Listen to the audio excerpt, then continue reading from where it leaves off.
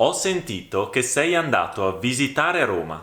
Che ne pensi? C'erano 10 pasticcini sulla tavola e Laura ne ha mangiati 9. Ieri sono andato al ristorante e ne sono uscito a mezzanotte. Ciao a tutti e bentornati. Che cosa significa ne negli esempi che vi ho appena fatto? Che valore ha questa particella misteriosa? Oggi vi spiegherò nel dettaglio l'uso di ne, che è molto più semplice di quello che si possa pensare. Innanzitutto è importante capire che ne sostituisce qualcosa che non vogliamo ripetere. Delle parole che abbiamo detto in precedenza e che non vogliamo ridire di nuovo.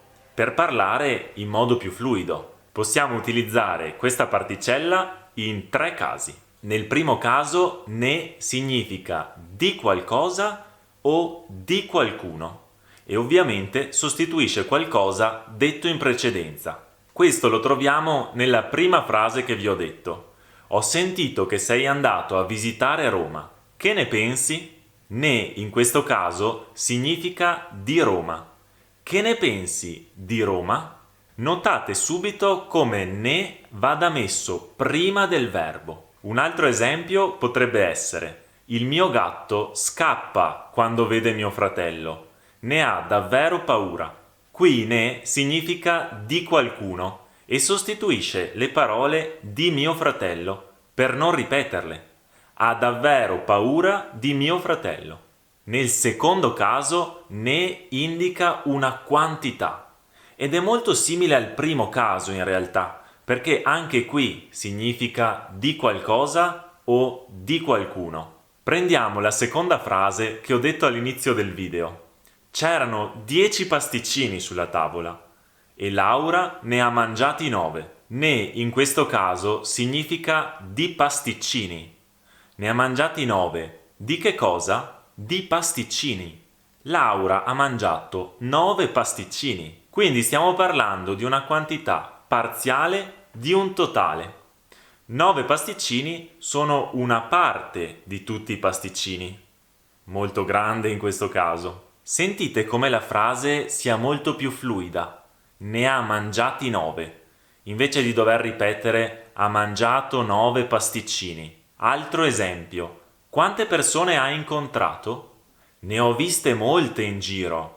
In questo caso ne sostituisce di persone.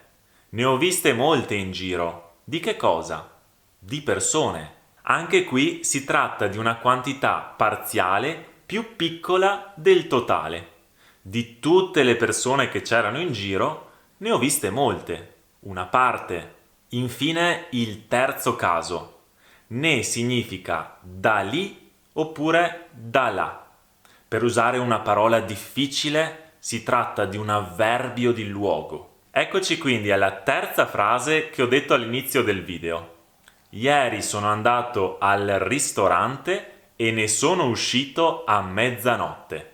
Ne significa da là, dal ristorante. Sono uscito da là a mezzanotte. Se ripetessi la parola ristorante, la frase diverrebbe: ieri sono andato al ristorante.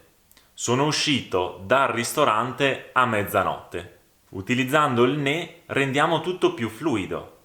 Ieri sono andato al ristorante. Ne sono uscito a mezzanotte. Facciamo un altro esempio. Il ladro è stato messo in prigione, ma ne è subito scappato. Ne in questo caso significa da là. È subito scappato da là. È subito scappato dalla prigione. Sentite che la frase suona molto più naturale usando il ne? Ne è subito scappato. Ma come mai a volte il ne ha l'accento? Attenzione! Quando il ne è accentato ha una funzione completamente diversa.